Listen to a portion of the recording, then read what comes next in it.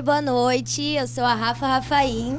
Boa noite, eu sou Juliane Albuquerque e esse é o Link FAG, a produção do 6º período do curso de jornalismo da FAG. Na nossa primeira edição, a gente vai falar sobre pessoas que foram além, que buscaram fora da caixa um sentido para a existência. Gente que, em busca de um gostinho de liberdade, foi atrás de novas experiências para viver uma realidade extrema. A gente vai conhecer pessoas que fizeram do mundo a sua própria casa. Vai rolar um papo sobre música. Quem vai mandar um som pra gente é o Cássio Santinho, compositor, que vive aqui na região de Cascavel. Também vai estar presente o Luiz, que é um cascavelense que saiu aqui do Paraná para ir lá pro outro lado do mundo lutar na guerra da Rússia.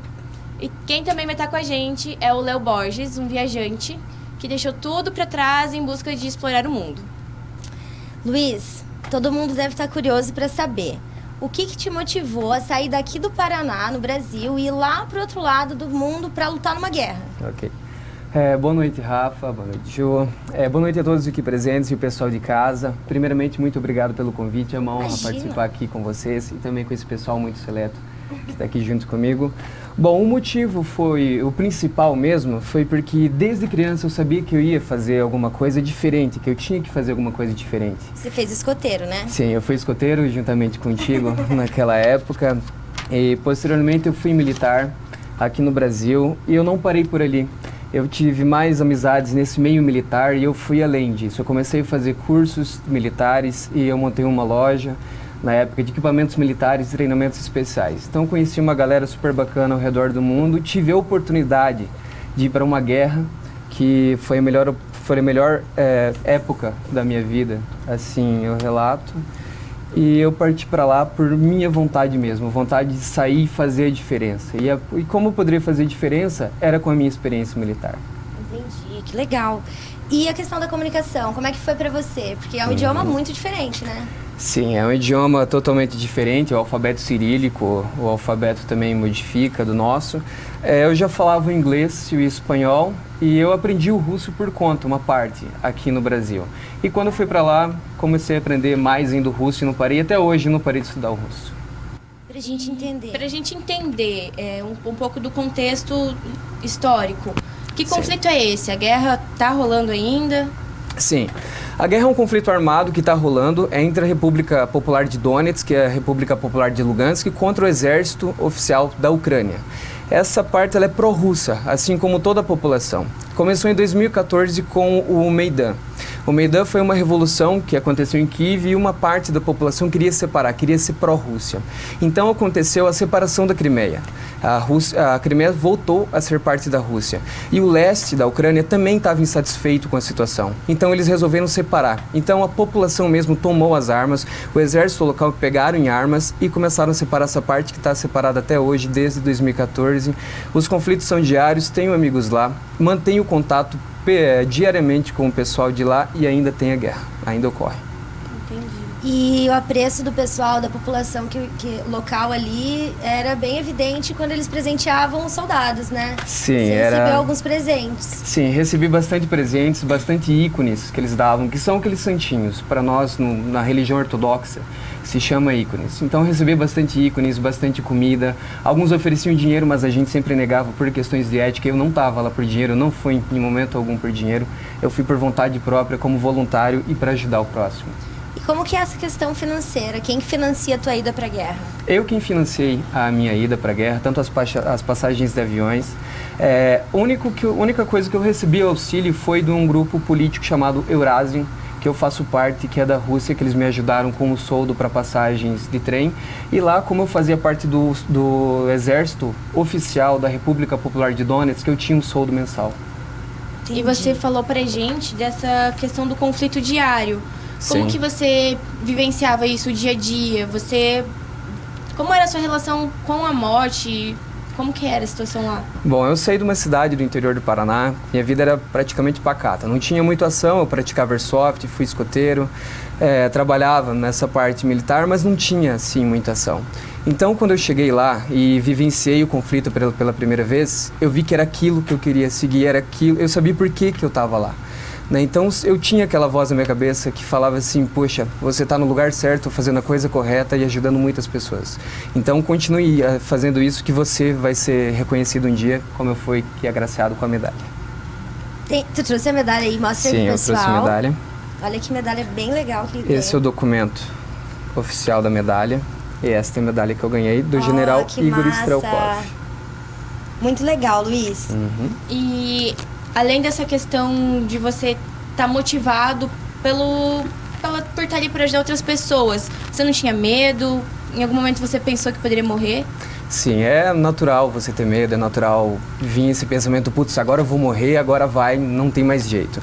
Porém, a fé foi grande, a fé dos amigos também foi grande, bastantes orações e aconteceu até combates de curta distância que corri muito risco de morrer. Tive muito medo sim, porque não sou louco, todo mundo em sua consciência tem medo de morrer.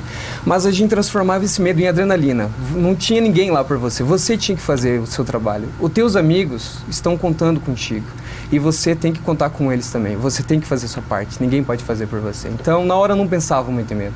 Quando batia o medo, já vinha aquela descarga enorme de adrenalina e tudo passava. E teve algum incidente relacionado a armas e tal que aconteceu contigo? Sim, em uma invasão da base, em uma noite, eu fui alvejado com um disparo de fuzil, ultrapassou meu colete, pegou na minha região abdominal esquerda, porém não foi nada grave. Continuei no combate logo após. E hoje tu faz enfermagem, né? Faço enfermagem. E a gente sabe que durante esse período você teve um companheiro de outra espécie. Conta pra gente. Fiel, inclusive, né? Sim, eu tinha um cachorro chamado Black. Quando eu entrei no batalhão, eu estava no batalhão Viking da 1ª Brigada Slavianskaya. Nós temos fotos dele com o Black aí, se puder colocar. Bom, e logo que eu cheguei lá, eu sempre gostei de cachorros. Então, logo que eu cheguei lá, eu vi que tinha um pastor belga enorme. E eu fui procurar mais sobre a história dele. Ele era bastante marrento, não gostava de muita gente, ele não se apegava, porque quando ele começava a se apegar com alguém, essa pessoa partia logo, ou ia para outro batalhão, ou partia para outra vida, ou para outro lugar. E eu fui o que fiquei mais tempo com ele, tive bastante contato. Então, ele dormia debaixo da minha cama, para ter uma ideia. Aí eu acordava e fazia as coisas rotineiras, ele já estava me esperando. Aí que ele começou a se pegar mais. Então eu ia para as missões, ele começava a correr atrás do caminhão. Então o motorista tinha que parar, ele subia no caminhão, ele ficava junto comigo nas trincheiras, dormia junto comigo, comia da mesma comida que eu, estava nos combates junto comigo e não arredava o pé. Verdadeiro companheiro. Exatamente. Quem também teve um verdadeiro companheiro que teve que ficar para trás foi o Léo, né, Léo? Como que era o nome do seu amigo? Boa noite, Léo. Boa noite. Bom, o nome do meu cachorro é Brum. E com certeza sair para viajar é uma das... Eu acho que a maior dificuldade é abrir mão do afeto diário com família, amigos. E o meu cachorro, por incrível que pareça, era o que mais me apegava na questão do afeto, porque ele era o único ser que não entendia onde eu estava. Toda a minha família, meus amigos sabiam que eu estava viajando e meu cachorro simplesmente eu desapareci e não voltei para casa. O Léo largou...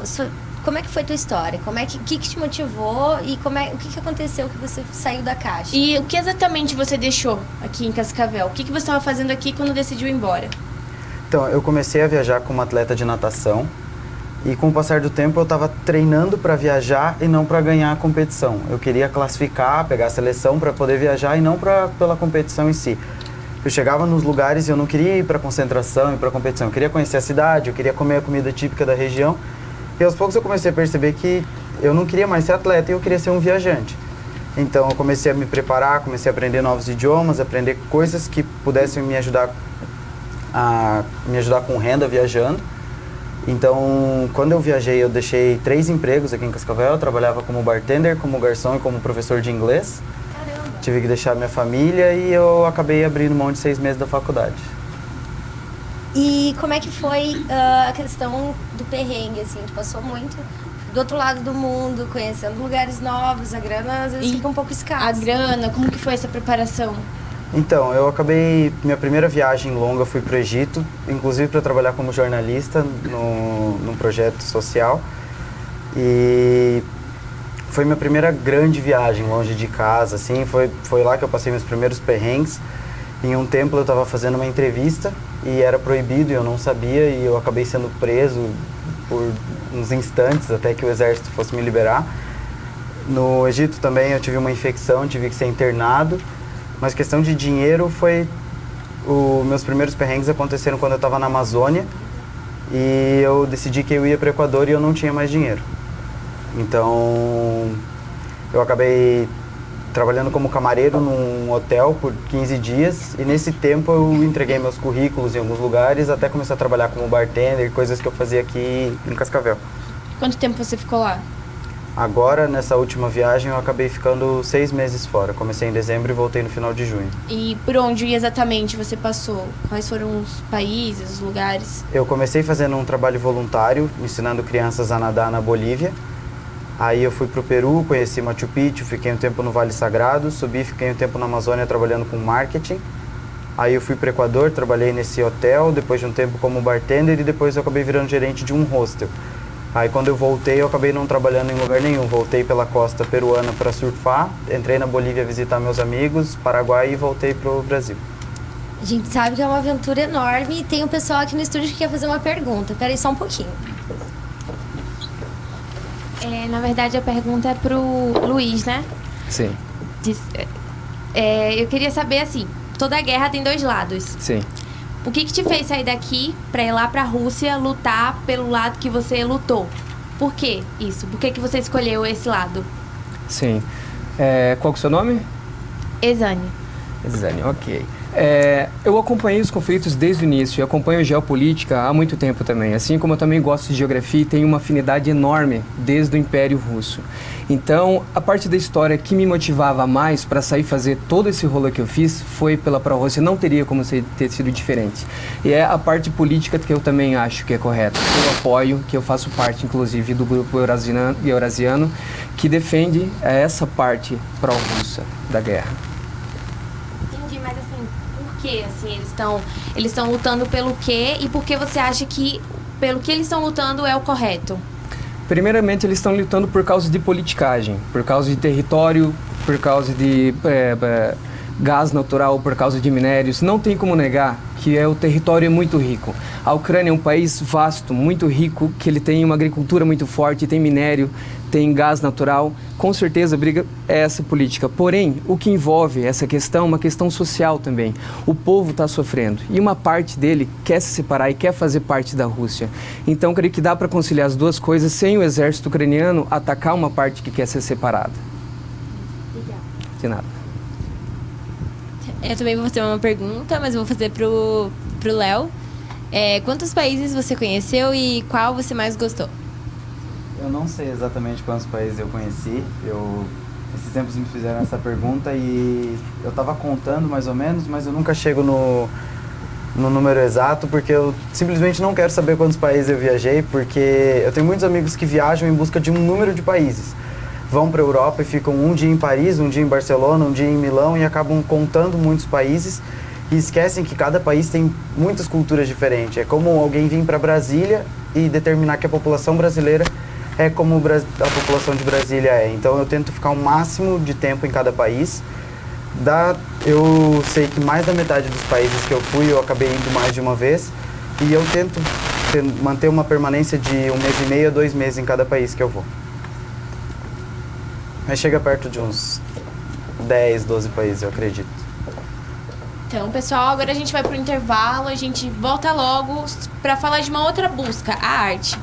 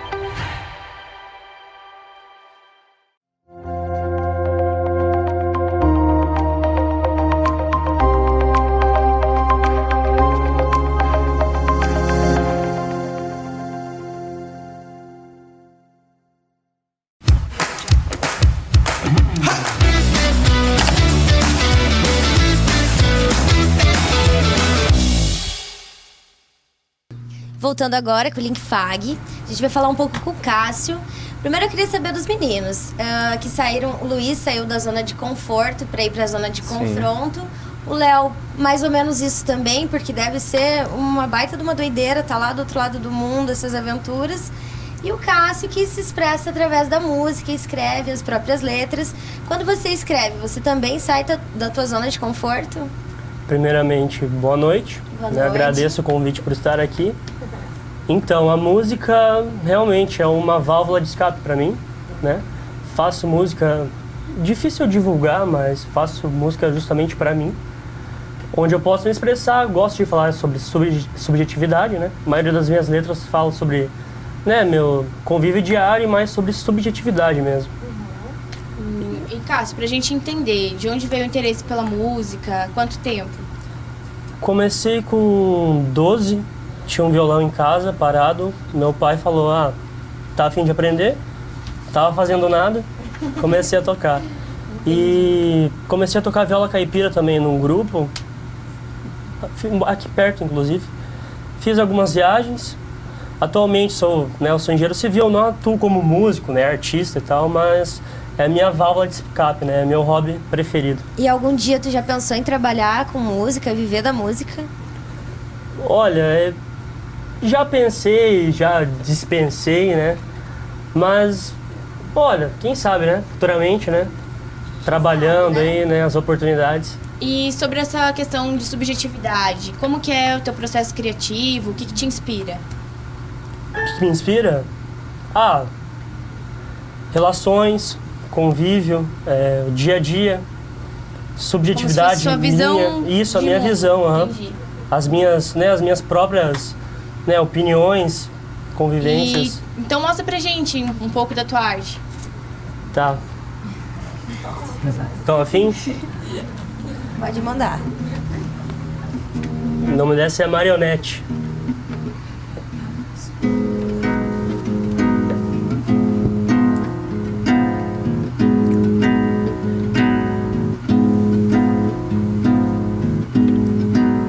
Eu sou do crack, meu pai Ritalina, Maria, estresse, faltou serotonina, verão a -7, virou a rotina, pensar em ir além, espero você vir, mistério você vem.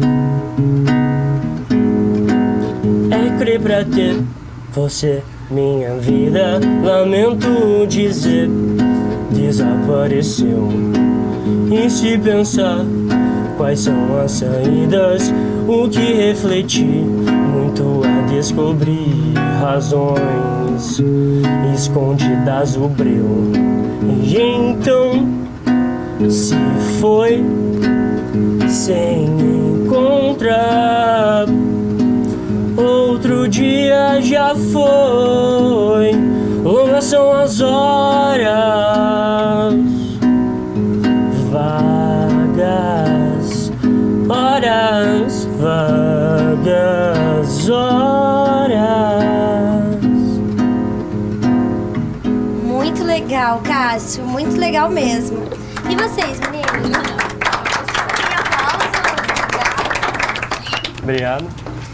E vocês, meninos, algum dia vocês já pensaram em escrever para expressar as aventuras que vocês passaram aí ao redor do mundo? Contar essas histórias. Quando eu estava viajando, eu acabei recebendo um convite da revista Aldeia para escrever sobre minhas viagens. Para mim foi um momento, eu fiquei muito feliz, porque eu nunca imaginei que minhas viagens fossem ter um alcance tão bacana, tantas pessoas querendo saber. Você também tem um Instagram, que é onde o pessoal pode acompanhar, né? Que é onde você mais mostra por onde você está passando. É onde eu acabo divulgando o meu trabalho.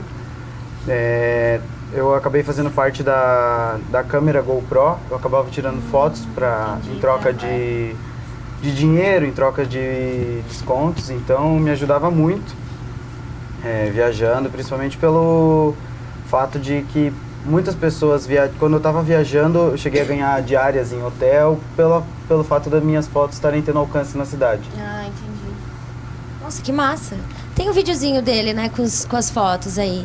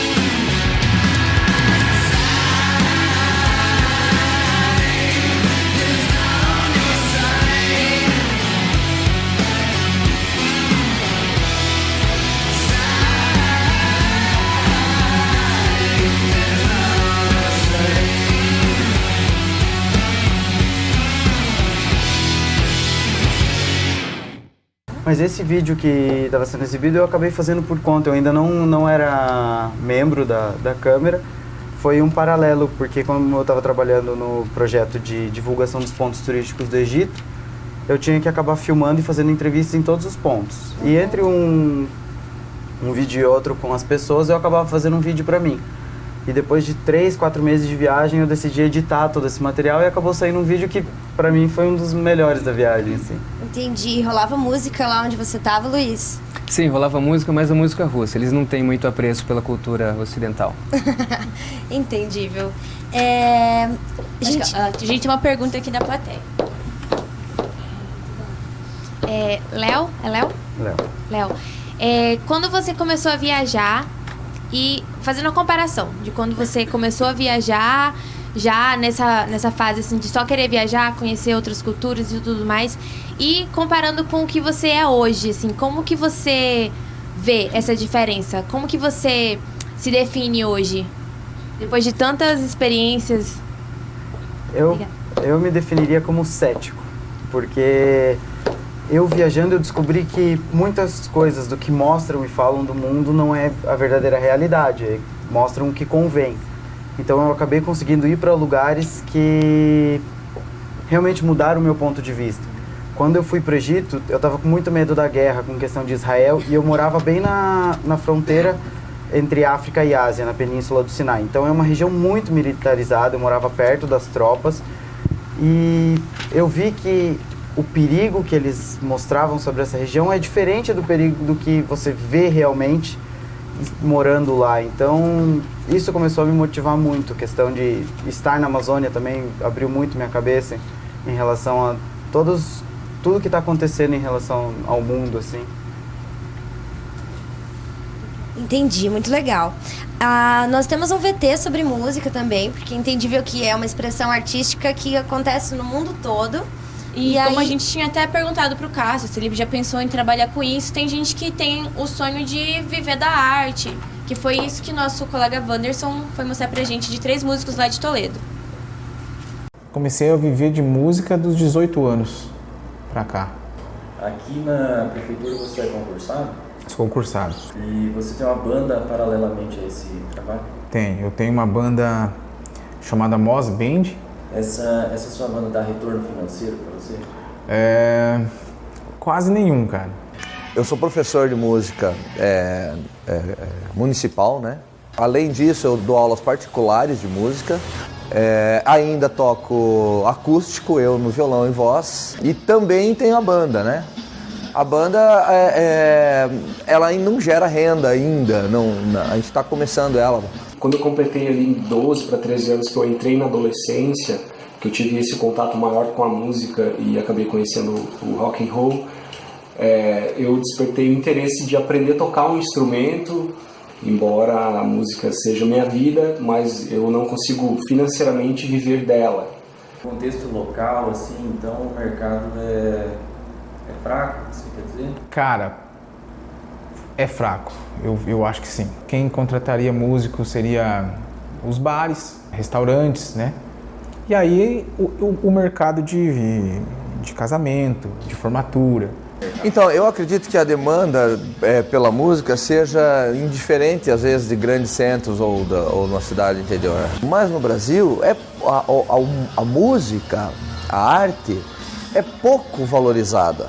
É difícil, viu? A gente tem que ralar a beça. Geralmente, assim, a gente mantém uma média de 50 shows por ano, né? E a gente sempre trabalha com cachê, a gente toca na noite, né? Geralmente em casas noturnas, boates. E como que é você conciliar os seus 2 trabalhos? É meio complicado, assim, sabe? Mas acho que tudo requer um esforço, né? Como que é a receptividade da sociedade em relação a quem trabalha com a música? Tirando aquela piadinha lá, você é músico, você trabalha com o quê, né? Tirando isso aí, acho que hoje já está uma recepção bem maior, viu? Então, a sociedade não vê como uma profissão oficial, assim, né? Acha que o músico é um hobby. É uma delícia como hobby, mas é uma profissão. Antigamente músico era visto como vagabundo, mas o tempo passou e a gente conseguiu provar que a gente está aqui, porque principalmente a gente tem algo para passar para as pessoas, uma mensagem. O que te faz continuar nessa profissão? Cara, é amor e vocação, assim. É só. É porque não é a gente que escolhe. É porque não é a gente que escolhe, a música é que escolhe a gente. Essa é uma grande verdade também. Quando você é músico de alma, não tem o que fazer, meu filho. E o motivo pelo qual eu permaneço é principalmente em respeito a tudo o que a Enigma 77 conquistou ao longo desses 12 anos de carreira. Por exemplo, meus amigos que cresceram comigo, todos eles financeiramente estão melhores do que eu. Todos. Entendeu? Mas talvez eu seja um pouco mais feliz. Discuto e viro freguês. Relax está na certa no fundo. Vale que aprendi diretamente preze. Solo 7 treme.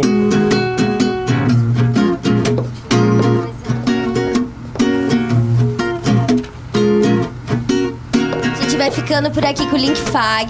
Até a próxima edição. Boa noite, meninos. Boa noite, pessoal. Até a próxima. Pessoal de casa, até mais. Chego em a mente desembaraçar. Esse eu até curtiu, mas Deus ilumina. Razão de muita vida. Acredito nessa. Obrigada, meninos. De nada.